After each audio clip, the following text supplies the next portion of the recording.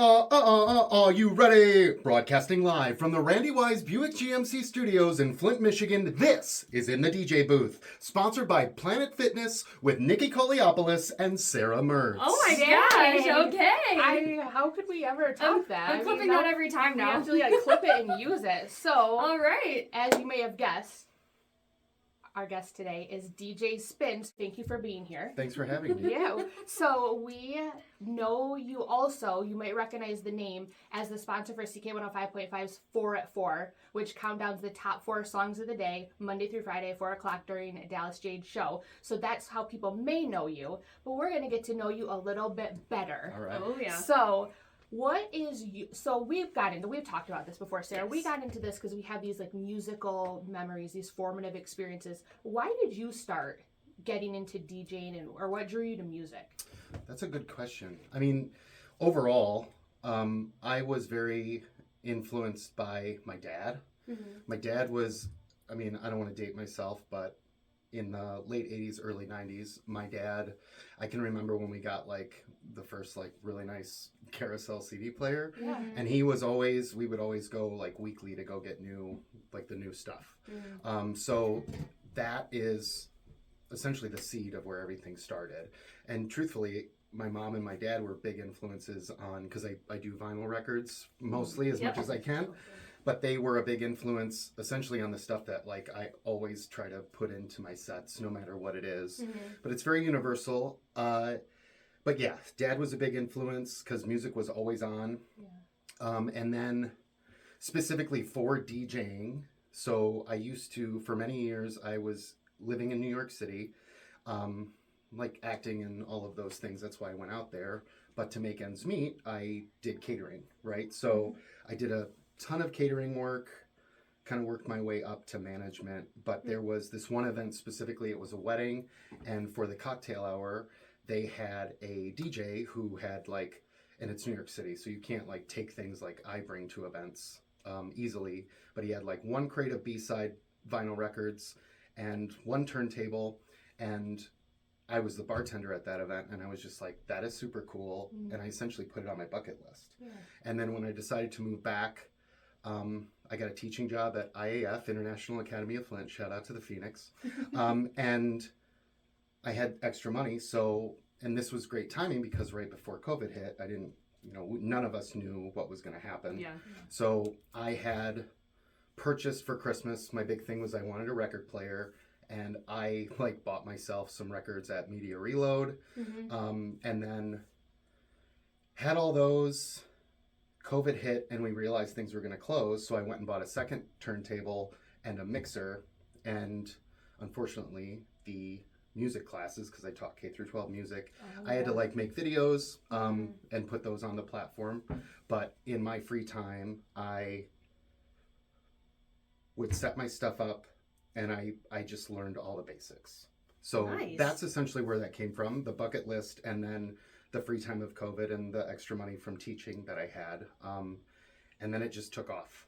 COVID hobby to career. Yeah. That is awesome. And I love the idea of making something like that. We don't think about that always as bucket list. Yeah. But I'm really big into writing things down. Learning new things. You're you. Yeah. Sarah, I love a side. Now she does jujitsu. You never know. Yeah. You never know. Watch out. I love that.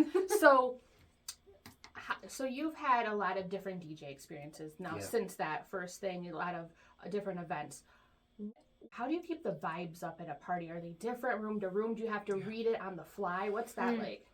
Well, I am big on prep, and I'm big on understanding, because I essentially went from, starting at Flushing Valley Country Club, starting there, working in the bars, and then building a clientele through that. So a few years back, I pretty much stopped working at public bars, and I focused more on the private clientele. Yeah. So for me, it's very important to establish with the client that I am of service to you. Yeah. What do you like? What do you know your guests like? First and foremost with weddings, that's usually the biggest one. But through the experience, I have done everything I can to make every event, even if it's a daddy-daughter dance, contour it all like a wedding would. I like to hold high standards because that's consistency across the board. I check in with the client, especially, the younger kids. You never really know what they're listening to a lot. Yeah.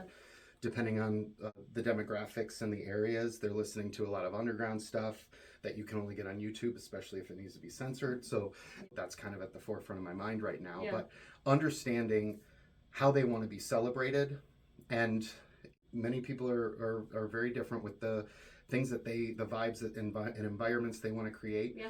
So, I have people that come to me and they're like, you do your thing. And for me, that's translated as, sure, I have a thing, but what do the people in the room want? Right. Yeah. So it's a lot of room reading. Yeah. And then sometimes it's a lot of structuring what I know works, depending on who's bopping around in their chairs during Yeah. cocktail hour or even the dinner. Because I try not to keep it all like classical or jazzy, Yeah. because you want to create a spirit that then is completely engulfed once you open Yeah. the dance floor. Yeah. You've got 2 to 3 hours with those people Yeah. ahead of time. So I like to use it in a very smart way to see Yeah. what people are reacting to. I love this Yeah. because I feel like a lot of people assume with like DJs and stuff, it's just like, oh, plug and play. Like even with our job, like every client is different, and the amount of prep you put into it, that's incredible. And that's so important. Practicing or getting ready for game day, and then you show up and you do your thing. The beautiful side of it, and something that I learned very early on, because I call them like rooted clients, Yeah. because there's people that I worked with first. I've got, I want to say, about 6 or 7 of them now over the last few years, where I started with them, but then they referred me to friends and family. And the thing that I realized very early on, and the thing that can be the downfall of many DJs, is sticking to what you know that works, but doing the same thing every time. Mm-hmm. So once I realized that there was a lot of people that I've already experienced the same type of event with, it's like I can't rest on what I know works. I Yeah. need to keep it fresh. Otherwise, they're going to be like, that guy did the same thing 3 weddings in a row. Mm-hmm. Maybe look somewhere else. So Yeah. to keep it fresh for myself as well, it's just important to read the room no matter where you are.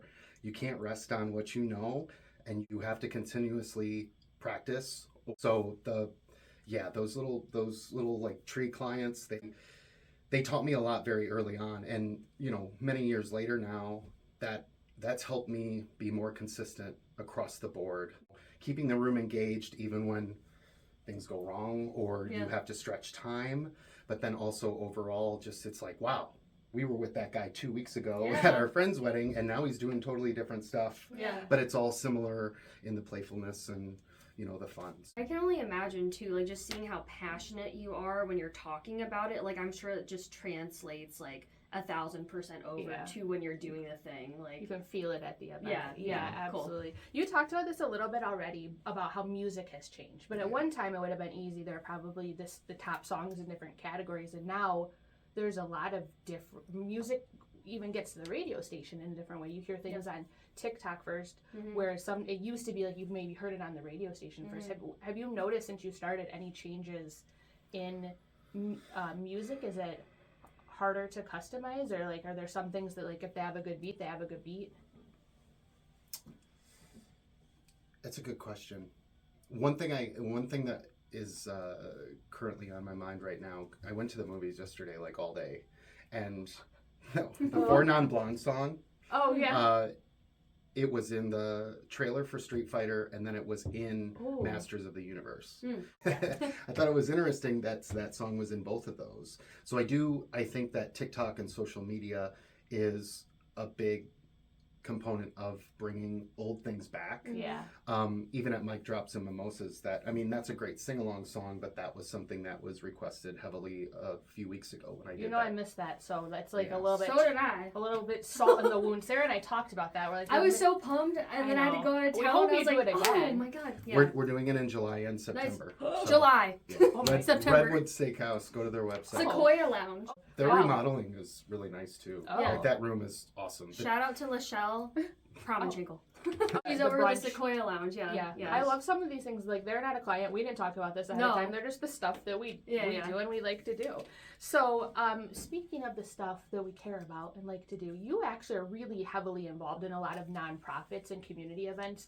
You obviously do the wedding DJs or gigs like that Yeah. that we just talked about, but another big part of what you do is giving back to the community. I know that's really important to you. Yeah. How did you get even involved in any nonprofit work? So the consistency of people seeing you and knowing that you do a good job, or you contour what you're doing to the people that are in the room instead of having a personal agenda, which never works out unless you're like headlining and you're a stage away from everybody. But I want to say that originally it started Lauren Gosley from Surf Pro. Shout out. We got a shout out to her. That's a second shout out for Lauren. Actually, Yeah. there could be more. Yeah. So she's great, but I can't remember where she originally saw me many years ago when I started, but she essentially, somebody was looking for a DJ for Alzheimer's of Flint, and Lauren gave my name to Nicole Colley, who is now with Make-A-Wish, but she was the walk director at that point. And Nicole called me, and I don't know if Nicole knew that I had a connection, because my grandmother had it and unfortunately passed away over a decade ago, or 2 decades ago now. But they called me, and that kind of just opened up a whole thing of like, you're not just a bar DJ. Like, there's more of a purpose to this. And as time has gone on, you know, people call me, and sometimes it's like, you want me to donate my service, but what is this money that you make going into your pocket, or is this going towards what the cause is? And respectfully, you know, we figure out how all that works, and if it's worth our time, and if it works right for the both of like me and whoever I'm working for. But now I'm at my 6th year of the Flint Walk for Alzheimer's. Within that time, I've been very lucky to have the support of numerous other walks. So this year I'm doing 5. Oh my God. 5 of them. So we're doing Flint near middle of October, Detroit for the 3rd year in a row at the end of September. We added Midland this year. We're also adding Lansing, which is really cool, on the Capitol steps. Nice. And then Lenawee County, which is further south, which is a new one, but I had Freedom in the contract, or in the calendar. So, and we've made an agreement. I'm working, but I'm also sponsoring the entertainment for those 5 walks. But yeah, it started with Alzheimer's. It has progressed into London Strong Foundation. Old Newsboys, I do a lot with them. We've got the Christmas in July celebration happening at Scooters in the middle of July, or the 2nd week, I think it is. And then, who else? The YMCA of Greater Flint, I'm doing their Santa Run the 2nd year in a row. Fun. Family Service Agency, shout out to Brooke Gow, she's awesome. I've done that I want to say this year was my 5th year with them. But the greatest part of doing all of that is like, we're having a great night, but we're changing somebody's life. Right. And that, once I got those opportunities, even raise the purse with Elga Credit Union Foundation for Impact. She called me and she was like, how much do you charge? And I'm like, well, what are you striving for? And they were trying to buy like a multi-$1,000 piece of equipment for children. I'm like, no, I want all of that to go to them. Like, I don't have anything on the books. Let's make it happen. The Hurley Foundation. Or the Hurley, it's for the Hurley Foundation, but yeah. Elga Credit Union Foundation for Impact puts it on. But like, those things, like, that's important to me.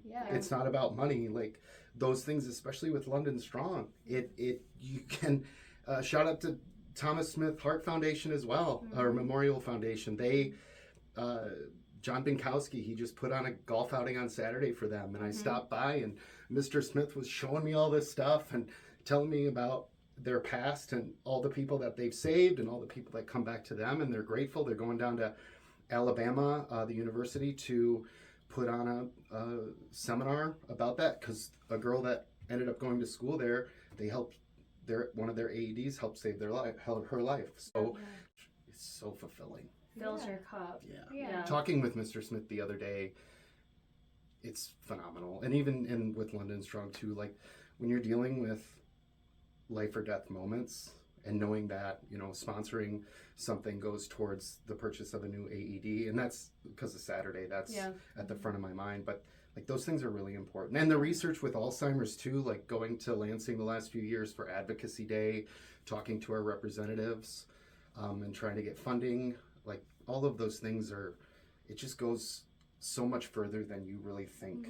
Yeah. So I think it's so important to have guests like you on here because just like, again, like the passion, the emotion, like you're making me emotional, but a lot of people aren't aware in the county of like just all the local ties and who's helping who. And I think that's a big thing with like Flint and Genesee County in general is like, we want to help each other. Yeah. So like that's huge, and that's why like I'm happy we're doing this so we can get word out about that. Yeah, and I think we can relate a lot to kind of the idea of using your power for good. Yes. Yeah. So we love to use the radio station to put good into the world, and the events that we do are helping small business or helping nonprofits. It's so our clients, they might not always realize like what they do supports all of this other good. Yeah. And yes, music is fun and it connects people, but we're both able to leverage our power for so much more than that, and like that's what makes it really fulfilling. I think why we all love what we do. Yes. and ultimately I think it's easy for me to, get in the car, think about the notes of that event and move on to the next one. Yeah. And sometimes the calendar is so jam-packed that I'm just striving towards the next thing, or, energy's there for the most part, but sometimes it isn't. So it's just like, keep going. Yeah. But then there's some days with downtime or sit something back. pops up and it hits me in the head, and I start thinking about stuff. And when I look back, it's like, that was massive for me in terms of experience, understanding my job and what I need to do better. But then, just all those thoughts or somebody sends me a card or calls me or sends me a text and tells me that whatever we did went this way for somebody and it changed their life or whatever. I mean, you can't put a price on any of that. You have to like celebrate like everything, even though like how small or minute it may seem. It's a small win for you, but it's a huge win for someone else. Yeah. This is Nikki and Sarah. We are in the DJ booth with DJ Spence, the sponsor of the 4 at 4 weekdays on CK 105.5. So we have a couple top 4 questions for you in the spirit of that. So there are probably some reliable songs that for the most part. They're going to get people up. They're going to get people dancing. They're like party starters, or maybe like resuscitate the party. Yeah. So what are your kind of top 4 off the top of your head for like, these are some go-tos? I mean, September, Earth, Wind, and Fire. I That's a think good I heard one. that yesterday. I want to kind of give you different genres. So I'm a big fan of Juju on that beat. Oh, that's a good one. That's a a quite throwback. also departure from Earth, Wind, and Fire. Yeah. But that's always one that goes well, and I really enjoy. I like to mix and mash things when I can, but that goes like perfectly with "Shake It Off" by Taylor Swift. Oh. If you change some of the beats Now per we have minute now up. got Taylor Swift in both episodes so far. Taylor Swift, Coincidentally. please sponsor. That's 2.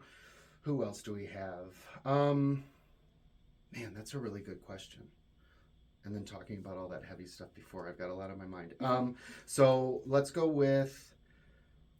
I mean, My Boo. I love My Boo. That's a good one. I mean, that's one of my top favorite songs, but then you turn it on, the beat comes on after she does her little part, and then everybody's doing the Running Man, which is always really fun. Old Time Rock and Roll by Bob okay. Seger.